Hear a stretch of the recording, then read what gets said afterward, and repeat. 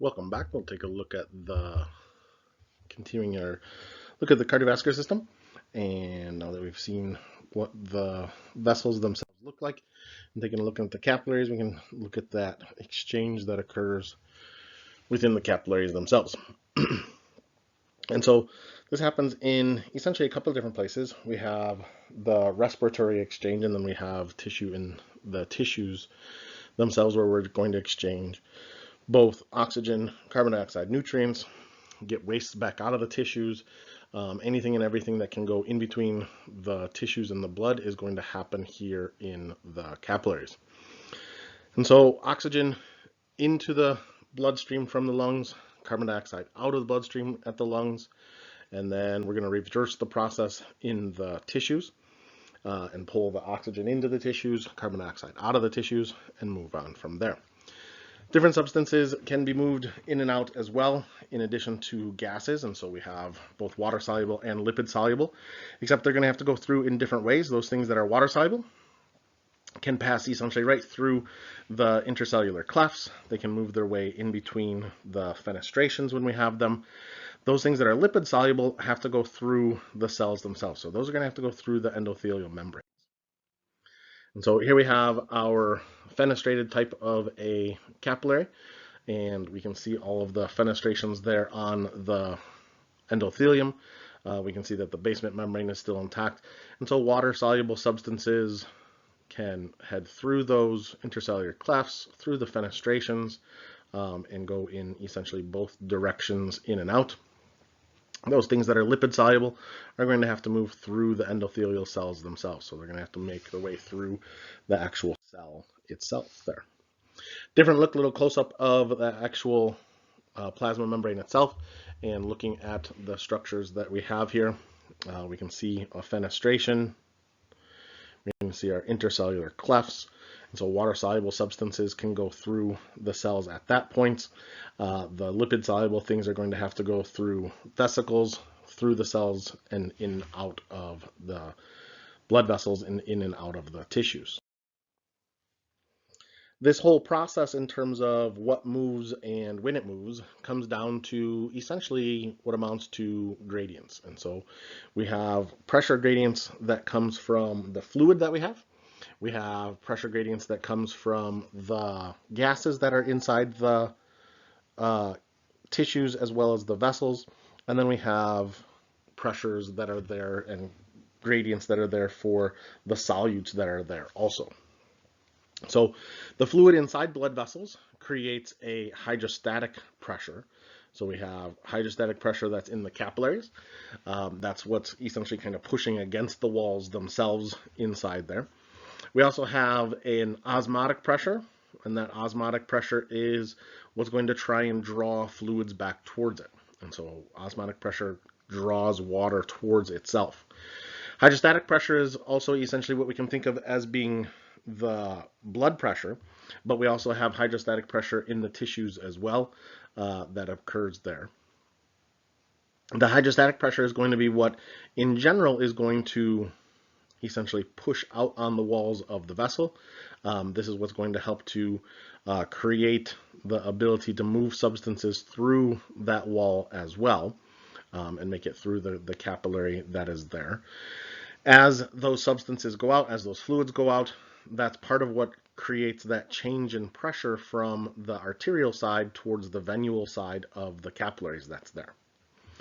The osmotic pressure is what's in a sense trying to draw fluid back in. And so the amount of solutes that we have inside the vessel as well as outside the vessel is going to determine what that osmotic pressure is. And so we have an osmotic pressure inside the capillary. So we see the capillaries there. We have a hydrostatic pressure inside the capillary as well. And we're also going to have a hydrostatic pressure and an osmotic pressure of the interstitial fluid, and so the pressures that are outside there. So we're going to have interstitial fluid, and in order to determine essentially the flow of fluids, we're going to take a difference between the hydrostatic pressures and the osmotic pressures, and that's going to get us what we call the net filtration pressure. And so this is essentially, if we were to look at our blood vessel, This is the pressures that are pushing in and the pressures that are pushing out for each one of those. And so the different components that are there are working with one another to either draw fluids in or draw them out.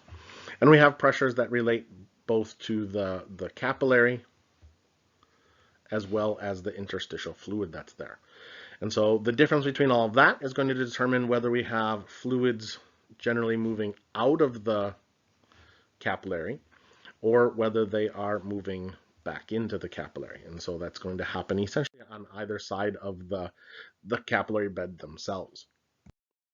So this occurs at both ends, and we're going to have essentially a push on the arterial side and a pull on the venous side of the capillary bed to move fluids into the blood vessel and out of the blood vessel as well. So the pressures themselves are going to change depending upon where we are, in a sense, within the capillary bed itself. And so on the venous side of the bed itself, it's the osmotic pressures that are going to dominate. And so on the other end, it was the hydrostatic pressures. But because we're going to essentially lose fluid into the capillary bed on the arterial side, that's going to decrease the amount of hydrostatic pressure that we have. And so we end up having a loss of fluids on the arterial side and a gain of fluids on the venous side of the capillary bed itself. Anything that's not picked up at that time becomes part of the lymphatic system. And so the rest of it's going to get picked up by the lymphatics themselves. So here we have a diagram to kind of demonstrate this. And so in this particular one, our hydrostatic pressure, we have the hydrostatic pressure inside the vessel. So our capillary hydrostatic pressure here is at 35. Our interstitial hydrostatic pressure is at 0, so we basically no pressure pushing back in. And we can kind of think about this as being something like a hose inside a pool. If we put a hose inside of the pool and cap the end of the hose, put like a nozzle on it, and don't allow the water to flow out of that hose, the hose itself is going to have pressure that's pushing against it. But the water on the outside of the hose is also exerting some pressure on that vessel. But it's very minimal. It's basically negligible. And so even if we were to poke a couple of holes inside our little hose, the pressure inside the hose is greater and the water is going to come out versus the pressure that is pushing down inside it, at least in something like a pool. And so that's what we have here, where our interstitial pressure is basically at 0. Our capillary pressure is at 35 millimeters of mercury there. The osmotic pressure, the pressure that's trying to pull substances back in, again, this is going to be within both the capillary as well as that of the interstitial fluid on those. And so those are going to be set at 26 in this example for the capillary osmotic pressure. So all the things that are inside that capillary are trying to pull water towards it. For the interstitial fluid, it's relatively minimal. And so it's at a 1 millimeter there. So that gives us a net draw of trying to pull fluids back in of 25 millimeters of mercury and a net pressure pushing out of 35. We take the difference and the pressure pushing out wins. And so we have a pressure that goes out that's going to push water into the interstitial fluid, things like that. Nutrients are going to be pulled with it, etc. And so that allows that to leave on the arterial side of the capillary bed. On the venous side, our pressures are then going to be a little bit different. And so the first thing to look at here is that our osmotic pressure basically remains unchanged. And so that's going to stay relatively the same, even though we've moved some substances in and we've taken some substances out of the capillary bed. And so that stays pretty much the same at 25 millimeters net. What has changed is that we've dumped all that water out of the capillary on the arterial side. And so the capillary hydrostatic pressure now has diminished greatly. The interstitial hydrostatic pressure has stayed the same. And so we end up with a net capillary hydrostatic pressure of 17. That is now less than that of the osmotic pressure. And so in this example, we're going to pull back into the capillary. We're going to have a net movement of fluid coming back into the venous side of the capillary bed of -8 millimeters of mercury. The thing here, though, is that on the arterial side, we had put 10 millimeters of mercury out, but we only pulled back in with 8 millimeters of mercury. In this particular example, they have their numbers come out to be -9. Either way, that means that we pushed out more than we brought back in. And so that means that we have some fluid that's left over. And that's what I mentioned before in terms of any fluid that gets left behind needs to end up traveling to the lymphatics. And so this is where the lymphatics are going to pick up that excess amount of fluid all day long. It doesn't have a pump. It doesn't have a good way to get it back in. And so this is why throughout the course of the day, we may find things like our feet and our ankles are kind of swollen by the end of the day, assuming that you've been kind of on your feet all day, or especially if you've been on your feet all day. That fluid and that gravity has been pushing down, limiting the amount of fluid that can travel through those tissues. Normally, throughout the course of the day, it's going to end up back into the blood plasma, so it does get dumped back into there, and we essentially reclaim it back, so we don't have any loss that's there.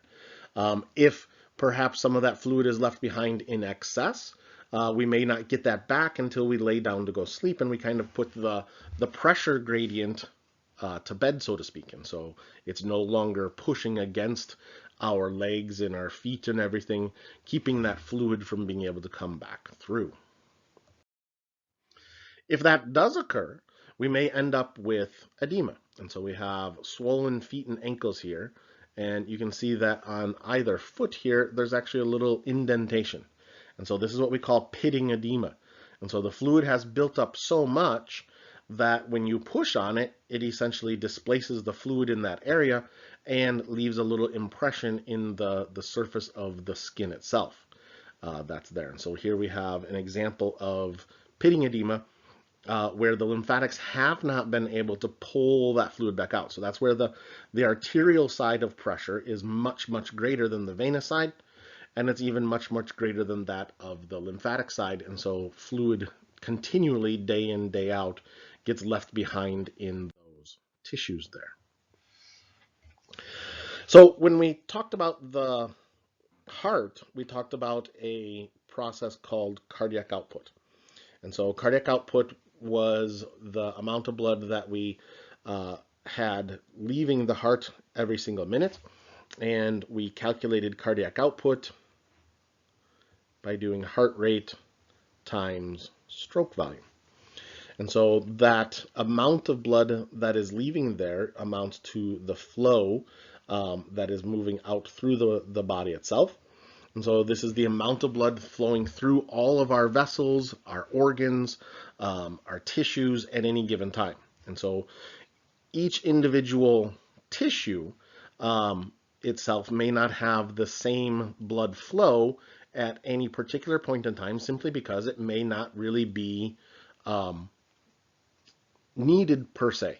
But when we're at rest, this blood flow is relatively constant throughout all of the organs.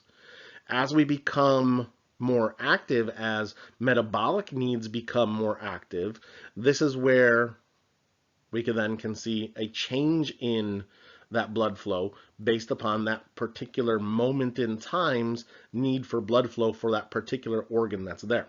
And so if you go to get up and start to walk around, now your leg muscles need more blood flow to sustain their metabolic activity at that time. Perhaps your arm muscles or your digestive tract may not need as much at that particular time as those leg muscles do at the moment. When we talked about the heart as well, we also talked about the idea that we had to generate a blood pressure within the blood vessels to allow for normal blood flow throughout the system itself. And so this blood pressure that we have is essentially the amount of pressure on a vessel wall created by the contents that are inside. And so the blood that is inside there is pushing out and pushing on the blood vessels themselves and creating this force that is on the walls themselves. We measure it in millimeters of mercury. So when you go to the doctors and they take your blood pressure, we're going to get a measure in millimeters of mercury, and that's the pressure that is being exerted on those blood vessels in that particular area. And so if we're doing it on the arm, that's the brachial artery that is generating that force that is there. We could use the femoral artery and so on to measure that also. Blood pressure is a function of cardiac output, which we just described, and a new concept called peripheral resistance.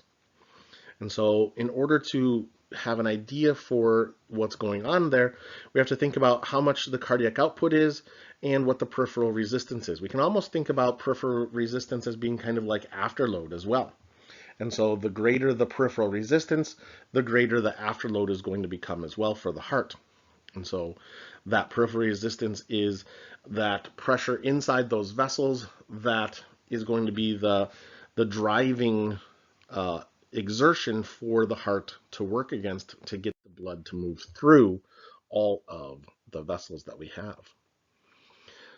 So resistance is opposition to flow. And so kind of obvious there in terms of what's going on within the blood vessels themselves. And certain things can actually alter or change the amount of resistance that we have within the blood vessels themselves. And so essentially we can kind of think about it as having a blood vessel. And as all of the blood and cells and things are moving through it, they bump up against one another, they bump up against into the vessel wall, and this creates friction. And so that friction that's there is either sometimes increased, sometimes decreased. And so we have this amount of friction that's there. Having more blood vessels, or I'm sorry, more blood cells may increase the amount of friction that's there as it goes through the blood vessel itself. Changing the diameter. So if we make the blood vessel all of a sudden larger, we can change the amount of friction that we potentially have inside that vessel, because now we can spread out all those cells over a larger area. And also the length of the vessel can determine how much friction we have as well. The longer the vessel, the more friction there is, the more resistance there is to flow inside there. And so those are the three essential components that come down to what alters resistance. So blood viscosity, total blood vessel length, and blood vessel diameter. And so we have to be able to monitor and alter these components on a moment-to-moment basis as well. And so two of the components that make up our blood pressure and thereby our resistance that we have are two that aren't really easily changeable in a moment's notice. It's hard to change the blood viscosity very quickly. This is kind of the thickness or the stickiness of the blood. Think of the difference between drinking just water through a straw versus drinking, say, a milkshake through a straw. The two have the same size straw, the same length of straw, things like that, but the difference there comes down to the thickness. And so it's much more difficult to get the milkshake to move through the straw than it is for water to move through the straw. Hence, our resistance is greater. But we can't change blood viscosity very quickly in the body itself. So that one's not going to be something that's going to allow us to quickly alter blood pressure.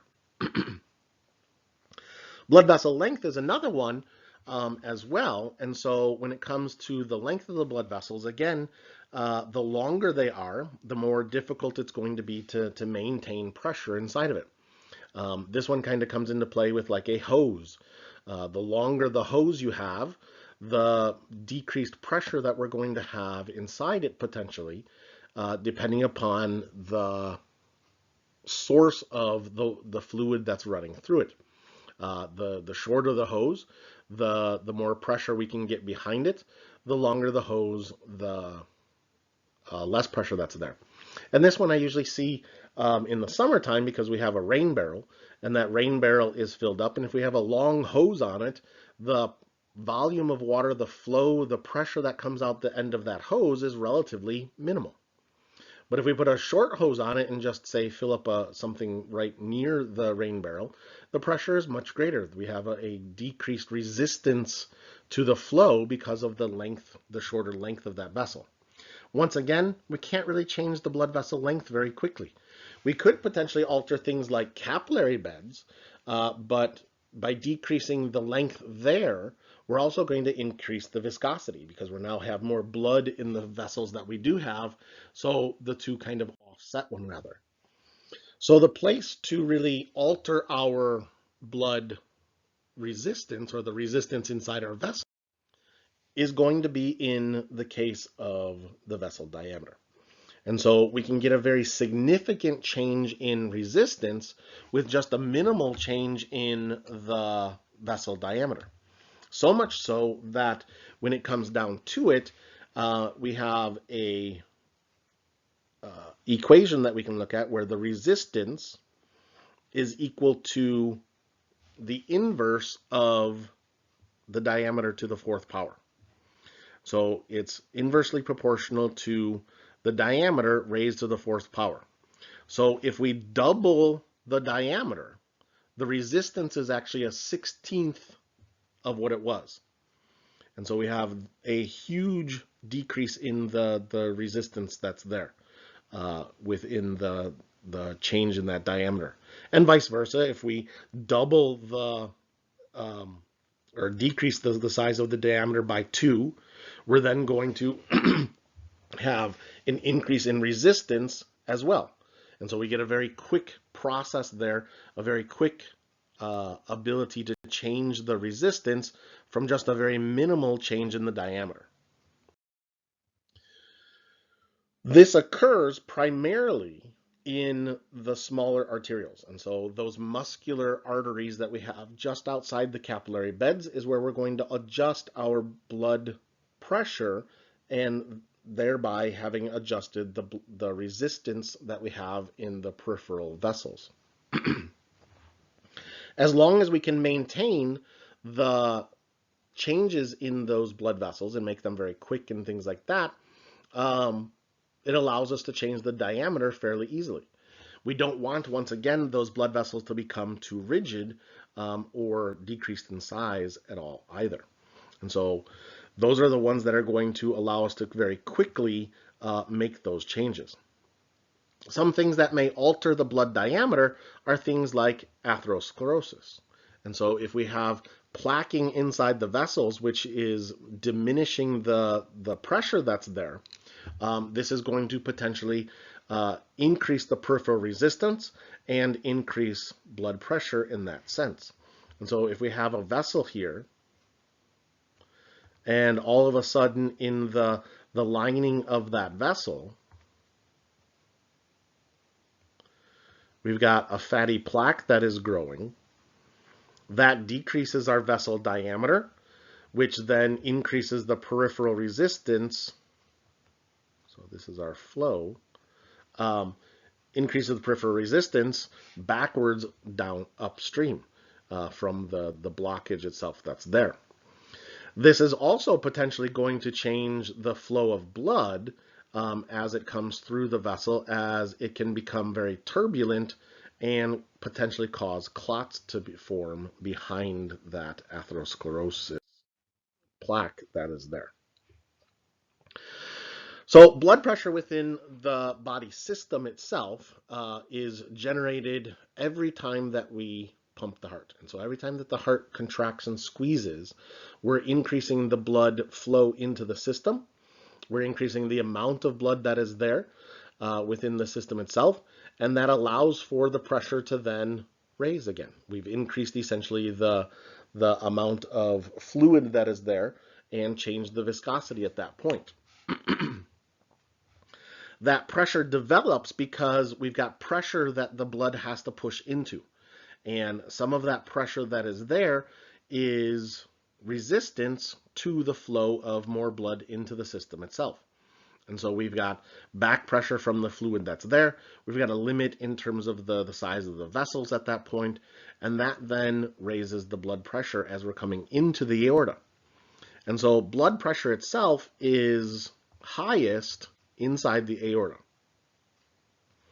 At the aorta, we're going to have that 120 millimeters of mercury type of pressure.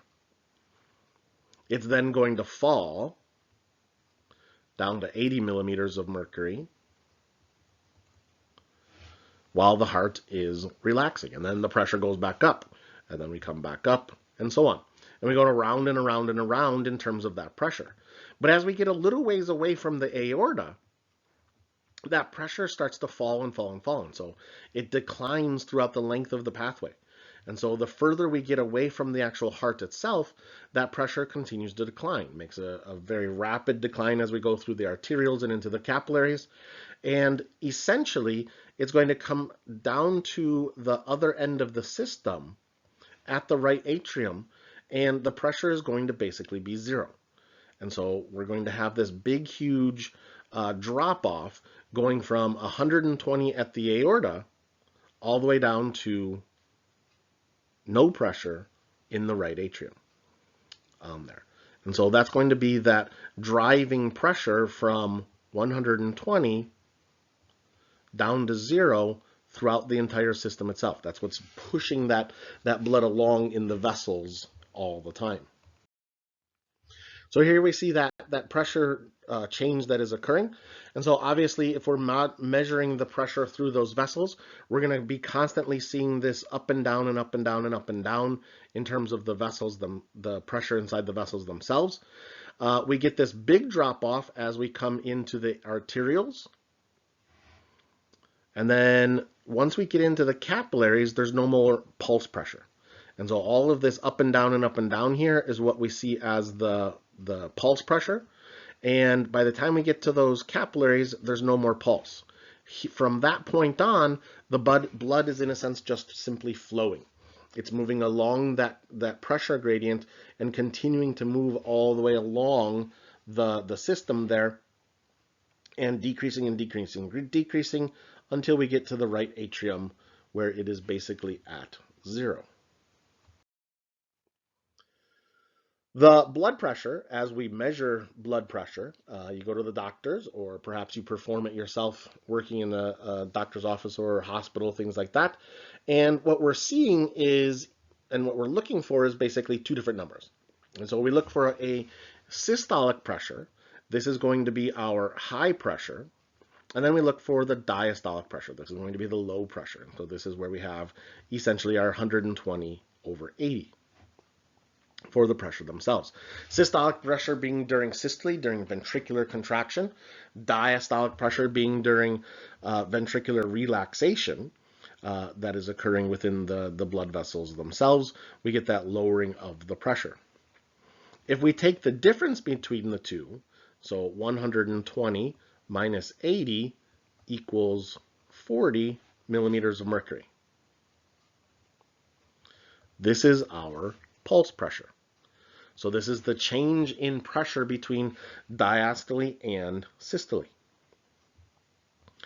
One of the other things that we are concerned with is also what we call the mean arterial pressure. And so back on the other chart there, we had pressure going up and down and up and down and up and down and up and down, and then it started to come down like so. And then we had another, which was the mean arterial pressure. And that mean arterial pressure is the pressure that is truly the driving force of the blood through the vessels themselves. This is what's going to drive the blood and continually push the blood along within the blood vessels as our heart is both contracting and then relaxing itself. In order to get our mean arterial pressure, we're going to take our diastolic pressure. And so our diastolic pressure, we said, was 80. And then we're going to add to it 1/3 of the pulse pressure. So in our example, we had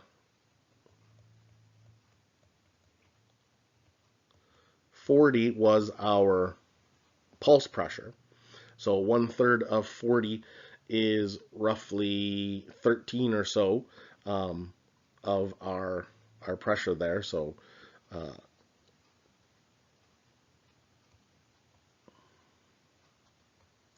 so 1/3 of 40 is roughly in there 13 millimeters of mercury. So that's going to give us a pulse or a mean arterial pressure of roughly 93 or so. And so that's where that mean arterial pressure comes in at the beginning here at this point at the aorta. From there, the blood has gone from the arteries to the capillaries, and in the veins, we have no pump. We have no way to push the blood back towards the heart other than the pressure that is inside the vessels. And so since it's always trying to drop towards that 0 point in terms of the venous side, getting back to the right atrium, that's all that we really have inside the vessels to help that blood along. Luckily, we have two additional ways to help that blood move along. We have a respiratory pump, and then we have a muscular pump. The respiratory pump occurs when we breathe, and so as we breathe in, our pressure inside our chest changes. As we breathe out, the same pressure, in a sense, changes as well. And so as we breathe in, we lower the pressure. As we breathe out, we raise the pressure. And that change in the pressure in the thoracic cavity then has the ability to essentially pull blood in towards the heart. And so that change in blood pressure or the pressure inside the chest draws blood in towards the heart itself. And since we have the valves, it can't go back out as we change the pressure once again. We also have a muscular pump. This muscular pump occurs when muscles contract. This is especially helpful for those vessels that are below the heart, and so those ones that are gravitationally challenged in a sense. Those ones need this extra little muscular pump itself. And so this is where, as we walk around, as our legs squeeze and contract, they push blood through the vessels. And so they're going to kind of milk the blood through the vessels themselves and squeeze that blood along. And so here we have that process occurring in the muscles of the leg here. And so as those muscles contract, as they push against bones and things like that, our deeper veins have blood that gets squeezed past the valve. Since that valve is there, the blood can't come back through it. And then as those muscles continue to squeeze, that pushes the blood past the next valve and on up. And again, the blood can't make it back through that valve, so it gets stuck up to the next valve and up to the next valve and up to the next valve, assuming that we have intact valves. And so this is going to help to squeeze and pump that blood there, which is why those that have jobs that are, in a sense, kind of stagnant in terms of standing around, they may have a greater risk for things like varicosities. Simply because they're not moving, they're not walking around, and they're not squeezing the blood up and out of their legs. So when it comes to blood pressure, this would be definitely something that is important to maintain normal blood pressure throughout the body itself at all times. And we said that when it comes to blood pressure, we calculate it by cardiac output times peripheral resistance. And so our cardiac output and peripheral resistance are two major factors that are going to maintain blood pressure. But another one is simply going to be blood volume. Is there blood in there? Which then also relates back to things like cardiac output and peripheral resistance as well. Depending upon our cardiac output, our peripheral resistance, and our blood volume is going to dictate what our blood pressure is at any given time. If any one of those starts to diminish, our blood pressure is going to fall as well on those. So we have kind of short-term controls for things. This is the moment-to-moment changes. We go from sitting down to standing up. We go from laying down to standing up. And we need to alter our blood pressure in order to work against gravity at those times. And so this is As we go from sitting down to standing up, our blood pressure going to the brain falls. And so it starts to diminish. And so we're going to have to take very quick action in order to raise that blood pressure so that we don't pass out. But other things are more of a long-term process. And so blood pressure over the long term are, in a sense, kind of what's the blood pressure going to be at the set point, so to speak. And so what are we going to keep our blood pressure at, or what's our goal going to be throughout the entire day? Is that going to be the 120/80? Is it going to be 140/85? Is it going to be 110/70? What exactly is our set point for the body at that particular time? And so part of our process for the short term is that we've got to be able to react very quickly. And so this is where, in terms of the brain, we look to the vasomotor center and our cardiovascular centers. And so both of these are going to allow us to make very quick changes because we have the sympathetic nervous system. And so the sympathetic nervous system is going to change things like our blood vessel tone by altering the contraction of smooth muscle within the blood vessels. And so we're going to go back to the arterioles once again and change that blood pressure, that diameter of the blood vessels as we come into those on that. And so we can very quickly squeeze those blood vessels. And as we saw before, a small amount of change in diameter of the blood vessel makes a very big difference when it comes to peripheral resistance. And so our resistance goes up tremendously from just a small little change. The cardiovascular center is going to look at the heart in terms of our heart rate and the contractility of the heart itself as well. And so we're going to be able to change our cardiac output by changing our heart rate. We can also change the strength of the contractions of the heart itself. And then we can also look at blood vessel diameter once again. Change the diameter and we get a very quick change in the pressure that's there. So our blood vessels are innervated by sympathetic nervous system. So this is going to alter our blood pressure. And so when we need vasoconstriction, so when we need blood pressure to go up, we're going to cause vasoconstriction. And so we're going to increase sympathetic activity.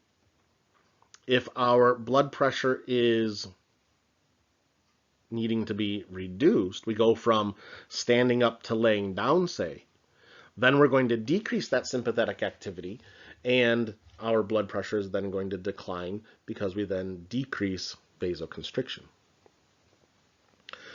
These processes can be altered throughout the body by looking at kind of local changes that are there, as well as areas where we have control over pressure, and we look at the amount of pressure that are on baroreceptors. And so we have places like our atria, we have our aorta, we have our carotid sinus to look for those baroreceptors. We'll also look at local conditions in terms of chemoreceptors, what's going on as far as the amount of oxygen that's there, CO2, what's the pH of the blood in those particular areas, and allows us to make very quick changes as well.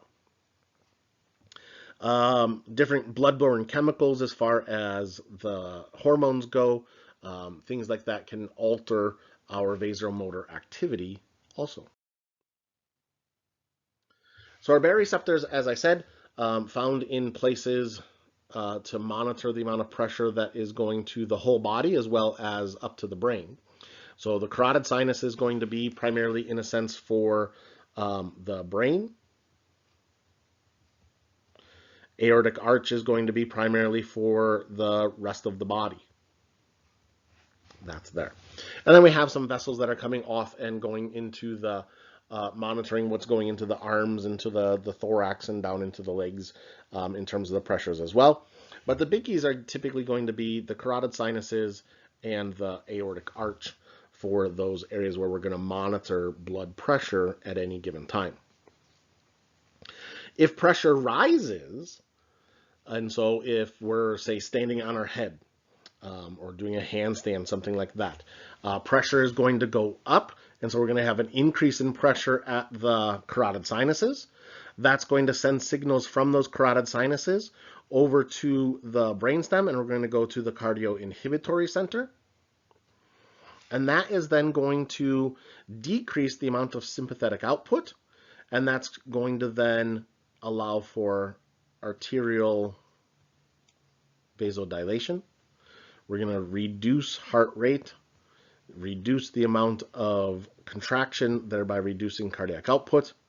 As we change the blood vessel diameter, that's going to decrease our peripheral resistance and then eventually decrease blood pressure. And so we can monitor things either when pressure goes up or when pressure goes down and alter the pressures that we have. If we have the opposite, so if we go from laying down or doing that handstand to all of a sudden standing upright, that's going to change our blood pressure as well. And that's going to cause a decline in blood pressure. This then goes over to the cardiovascular center. This increases our heart rate, thereby increasing cardiac output. That is going to then increase as well our peripheral resistance, all of which is going to lead to an increase in blood pressure. That's there. We're going to get vasoconstriction. That vasoconstriction is then going to, again, increase our peripheral resistance. As we're monitoring the situation in a sense, this is where the carotid sinuses are monitoring what's going to the brain. Are we going to potentially damage the brain in this process? As well as looking at the aortic baroreceptors in order to monitor what's going out to the rest of the body, or the systemic processes as well. So here we have the carotid sinuses in the carotid artery. Here we have the baroreceptors inside the aorta, so inside the aortic arch. And as pressure increases or decreases, so if we have an increase in pressure, we're going to go to the cardioinhibitory center. If we have a decrease in pressure in that area, that's then going to go to our cardioacceleratory center, and our sympathetic neurons are going to fire to the heart, hit the SA node, increase our heart rate. AV node, same thing. And this is going to increase our cardiac output. So our heart rate goes up, our change in cardiac output can go up from there. So other short-term mechanisms that we have as well, we have different chemoreceptors that are found within the carotid sinus and the aorta as well as up in the brain. We have the hypothalamus, looking at the different chemical relations inside the blood as well, and looking at what may need to occur within blood pressure also. These ones are going to be looking at more, rather than the true pressure that's there, it's going to be looking at things like oxygen levels and carbon dioxide levels. And so these are going to be looking at how much of each we have and whether we potentially need to increase cardiac output and allow for an increase in blood flow to different areas of the body as well. Next up, we'll talk about we'll begin with our long-term controls of the blood pressure as well.